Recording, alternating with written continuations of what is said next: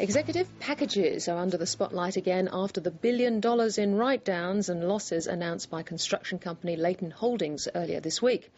Experts in corporate governance say the former chief executive, Wal King, should not have been allowed to walk out the door with tens of millions of dollars in cash, which was not tied to the performance of the company after he departed. Andrew Robertson reports.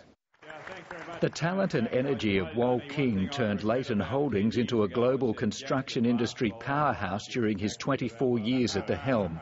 His success made him king of his castle, which for some who study corporate governance is the root of Leighton's current problems. Some people have large personalities that drive the organisation, they provide the vision, and the board more or less falls in line. Even independent directors fall in line. Which, according to Michael Peters, means the projects which have led to 3 profit downgrades and forced a capital raising were probably not scrutinised closely enough in the boardroom. However, it's the way Wal King was paid, which was largely in cash and very large amounts of it, that has really angered some shareholders. This is another classic example of where the interests of the shareholders aren't aligned with the interests of the executives. He's got all the cash, and now we've got to tip more cash in. And he shouldn't have been allowed to walk away with it without... He didn't take any risk. Like Michael Peters, Kieran Kelly believes Wal King had great power over the Leighton Holdings board.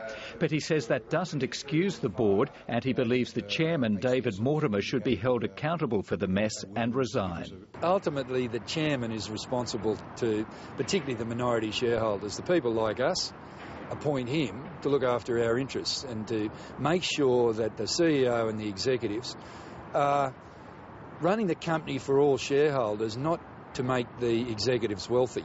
In 2007. After the high-profile company collapses of the global financial crisis caused by excessive risk-taking, the federal government is drafting legislation which may see huge payments to chief executives clawed back if shareholders suffer significant losses soon after their departure.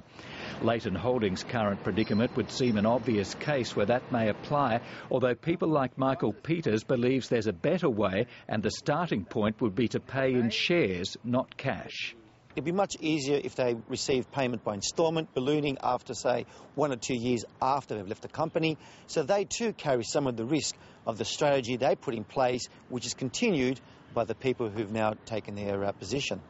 The destruction of shareholder value at Leighton Holdings also raises questions about the role of big institutional investors. It was an issue highlighted on Monday in Perth when institutions and small retail investors had vastly differing opinions of the takeover of Seven Media Group by West Australian newspapers. Opinion is divided on whether institutions scrutinise company decisions as closely as they should. Institutional investors and the entire investing community is becoming more active, and we're seeing that through increasing legislative activity as well. I don't think they use their muscle enough on behalf of the investors, particularly superannuation investors, who they represent. Constellation Capital's Douglas Little raises another issue with Leighton Holdings, and that's continuous disclosure, an obligation which all publicly listed companies have.